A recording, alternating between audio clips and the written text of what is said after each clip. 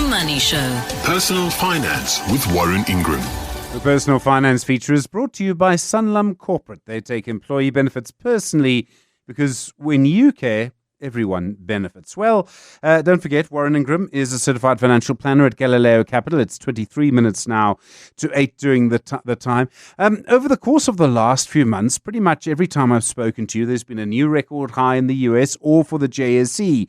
I'm talking about the indices, the AI bubble, everything that is sort of working together. Tonight, Warren, we're talking about how to invest during a bubble. And I just need to start with this question. When you actually have, bubble's a big word, but when you have shares moving up like this, does it really matter where you invest? Isn't everything going up? Aren't all the ships going up at the same time?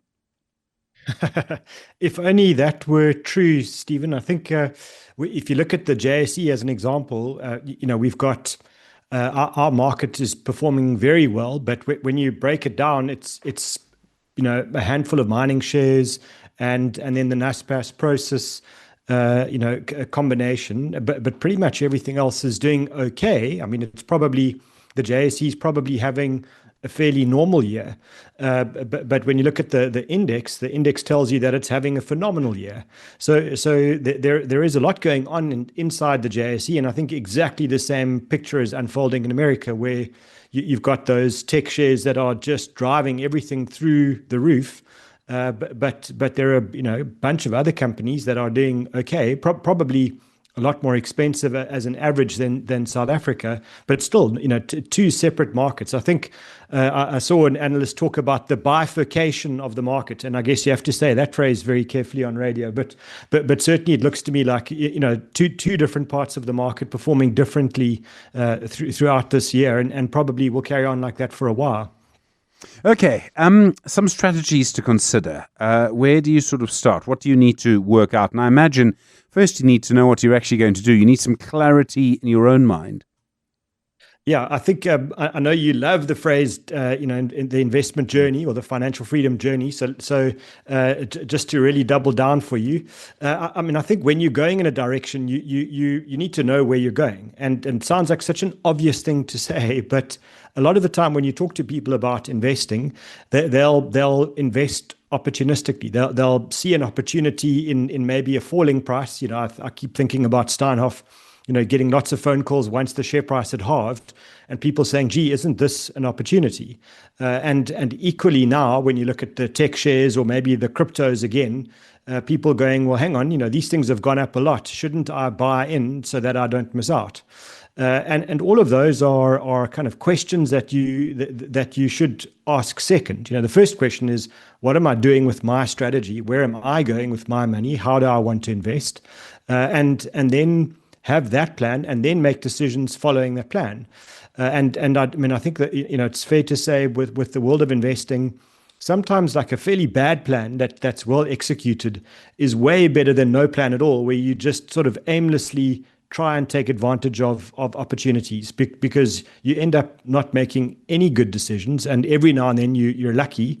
And what happens with that little bit of luck is it fools you into thinking that you've got this, that you've got some kind of a skill, and really all you've done is you've flipped a coin, you've landed on heads, and now you feel that you've got this. So I would say we don't know. You and I and no one else will know exactly how these market conditions unfold over the next decade, and we can't wait for a decade to look back and go, oh gee, that's what we should have done. We have to make decisions now, and to me it starts with, just set a plan. Just set a course for yourself, which includes, well, how much money do I actually want in shares? How much do I want in bonds and property? How much am I going to have overseas and in South Africa? And once you've made that decision, and that should be based on your age and your tolerance for risk and all of those things. But once you've got that kind of a plan, then you can start to say, well, if I've got too much in shares, and I think the market's expensive, maybe I should sell down my shares a little to get back in line with my plan. So the starting point is have a plan, and even if it's not the best plan in the world, stick to the plan. That's the thing that will get you through whatever's coming, because none of us actually have a clue what's coming. Yeah, well, isn't that the thing? Okay, so if we, put our hands over our eyes and sort of, cast and look at the horizon, you can kind of see a big wave, right? And it really does sort of feel like that. You know that it might crash. But isn't there, you can ride a wave in a situation like this? I mean, how would you do that?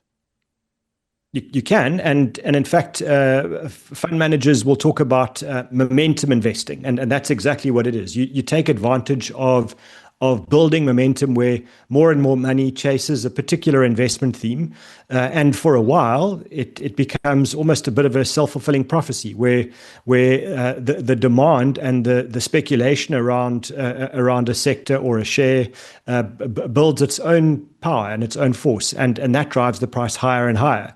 And very often, those prices can go much higher than you think, and also that momentum can last for a lot longer than you think. And so, I would say, betting against the wave altogether, or betting against that momentum would not be the best idea you've got. You shouldn't just look at the tech sector in America and say, okay, well, all tech is expensive. I'm going to go and buy wood manufacturing furniture, wood furniture manufacturing, whatever it is, the thing most different to tech, because I think making an all or nothing bet against a very big wave, I think is very dangerous. So one, you can ride that wave for a time, and maybe one of the strategies that you follow is, if you've got a big allocation to a sector that's doing very well, don't be scared. Every time it does well, let's say it goes up by 50%, that you take half of that money off the table and you allocate it elsewhere. And if it goes up again, the remaining money, you keep taking profits, because at least in that way you are riding the wave, but equally doing so responsibly and allocating money elsewhere. For me, that would be one sensible way of riding a wave. But what I wouldn't do, and I'd be really strong on this, is don't take everything that you've got from all the other parts of your investment portfolio and allocate it to the wave. Because if we talk about big wave surfing, and you've ever watched a video of it, when you get it wrong, it's catastrophic, and certainly you don't want to do that. So, I mean, there are things that you can do that are just wrong, and that's really where you put your money in the wrong place. So then you might be tempted to say, well, actually, I'm not going to do very much. I'm not a big believer in AI, or, it reminds me of the kind of .com bust. I've watched The Big Short too many times. I mean, what happens if you opt out? Yeah, I think it's an interesting strategy. A lot of people don't have a tolerance for losing money. It causes them sleepless nights. They stress about it. They become obsessed with any time they see their investments go down. And so when you read what's going on in the world right now, and let's face it, I mean, if this was a British sitcom, it would be called Men Behaving Badly, and that's what's going on all around the world. Is we just see politicians behaving terribly everywhere, and certainly investors, chasing limited number of shares that and delivering, yes, very good returns, but we all know the valuations are high and getting higher. And so for people who are prone to stress and worry, it's very tempting just to say, I'm going to cash out. I'm going to sell all my shares. This thing can only end badly, and I'm going to store my money in cash, maybe in some gold, although I'm not so sure that that's not in a bubble of its own. And I'm going to wait for everything to kind of sort itself out. I'm going to wait for the markets to fall, and then I'll consider investing again. Now, it might feel like a good call, but the thing here is that the markets could carry on doing this for the next 2 or 3 years, especially if we see interest rates coming down in the US and maybe even in South Africa. And falling interest rates give huge impetus to stock markets.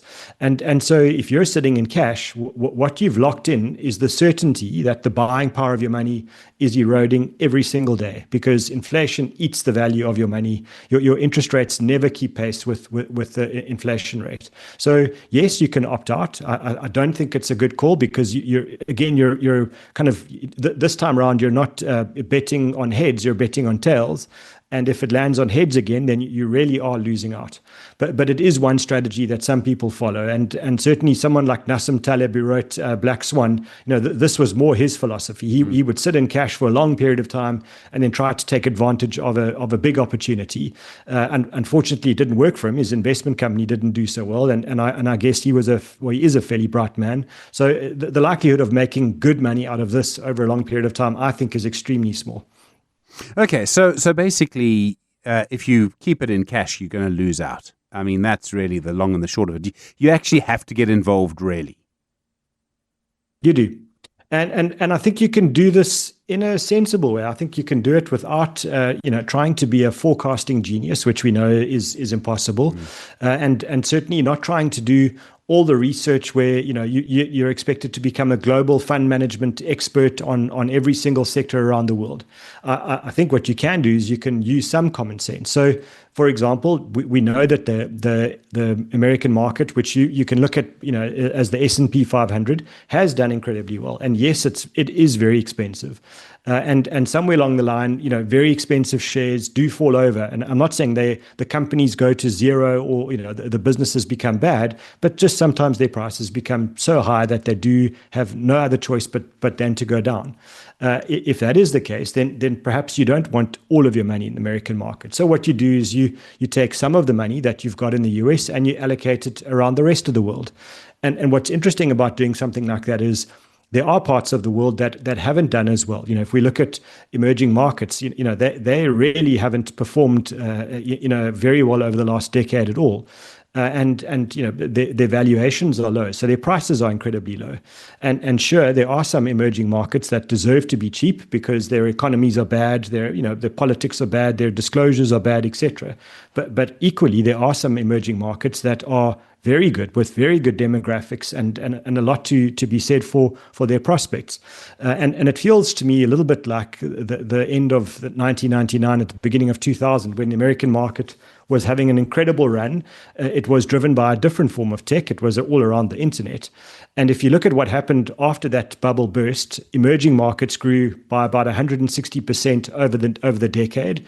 The American market took a decade to recover, but even European shares did well. So if that kind of a story, and it won't necessarily be emerging markets that deliver the growth this time around, maybe it's Europe or maybe it's Japan, who knows? But the point here is, if you spread your investments across the globe and you reduce your allocation to the very expensive parts of the market, and again, not going to zero, but just spreading, you start to give yourself the opportunity to benefit from the parts of the market that are cheap while still riding the wave, if the wave does carry on in the States for a time. And who knows where that American market will turn. Donald Trump could pull the rabbit out of a hat and just land very low taxes, low interest rates, and good economic growth. I mean, it's possible. Anything's possible. And so you don't want to be completely out of the US as well. I think that would be a huge mistake. Sure, there's so much going on here. Isn't it amazing that no one really knows what's going to happen? Everyone has a view, but no one really knows. Warren, a question from Eugene for you tonight. Hi, says Eugene. I have a large outstanding home loan. I know I need to build an emergency fund. Should I focus on paying off the home loan, or should I build the emergency fund first? That's from Eugene. We'll have an answer for you, Eugene, in just a moment. The Money Show. Personal Finance with Warren Ingram. Your questions for Warren tonight. How do you ride the wave? 011 883 0702 021 446 0567, and voice notes, of course, on 072 702 1702. A question from Eugene for Warren. Hi, I have a large outstanding home loan. I know I need an emergency fund. Should I focus on paying off the home loan or build the emergency fund first? And Warren, I suppose Eugene's question is really about interest. It is, and it's one of my favorite topics because I think if you're disciplined with your home loan, one of the things you can do is, you should always be doing it anyway, but you should try and pay extra money into your home loan every month. And if you get a bonus or some kind of an extra payout, drop that into the home loan as well. And what that does is it either reduces your monthly payments, or if you keep your monthly payments the same, it reduces the term of your bond by years. And you could get to the position where you have a paid off home within 12 years instead of 20 if you're disciplined. Now, the trick here is you can always use that extra money that you've paid into your bond as an emergency fund. And for me, if you are disciplined around this, then it's my favorite place for an emergency fund, because the likelihood is that you might be paying prime or prime minus one on your home loan. And so any extra money that you store in there, I would view it as almost earning interest. You're saving yourself, let's say it's 9.5% or 10.5% a year. And the extra bonus here is it's tax-free because you're saving interest instead of earning it. And so you're getting kind of a guaranteed return of nearly 10% a year, one way or the other, tax-free. And what you're doing is you're allowing yourself the opportunity to knock the time down on your home loan, but making sure that the home loan is accessible. You can always get that money in the event of an emergency. And we always talk about this as, it's your emergency fund. It's not a planned expense fund. So you're hoping never to use this money. And so keeping it in the bond is a great idea. And so I would say to Eugene, you focus on building the emergency fund in your bond, and you're hitting two birds with one stone. And very few times in the world where you can do that so successfully, but this is the one. And it's probably my favorite personal finance tip for people with home loans. Yeah, that can be just amazingly useful. I suppose when you're looking at the issues around a wave like this and you don't really know what to do, you could stick to your normal strategy if you have the right normal strategy. Well, you said something a bit earlier that, it's amazing that no one knows. And that's a superpower. So having the humility and the self-awareness to say, I actually can't forecast the markets over the next 3 months or 5 or 7 years is something that very few people actually do. And, especially investment professionals, and I'm sure I'm going to make them grumpy if they're listening. But that's the truth. We don't know what's going to happen. And so if you don't know, then stop pretending that you're ever going to find out where markets are going. And so what you do is you build an investment strategy around the things you do know. You do know how old you are. You do know that you should plan for a lifetime of probably 85 to 95 years old, and you should have a sense of your own tolerance for stock market risk. And once you've got those kinds of parameters locked down, that starts to help you to say, well, if those are things that I know, then I can start to decide how much I invest in shares, how much I invest in bonds and property, et cetera, and equally that I should spread that, between South Africa and overseas. And all of those are factors that you have some influence over. And then you can look at the markets and say, okay, I've got extra money and it should go into shares, but the market's very expensive. So what I'm going to do is I'm going to feed it into the market. I'm going to phase it in over a period of time.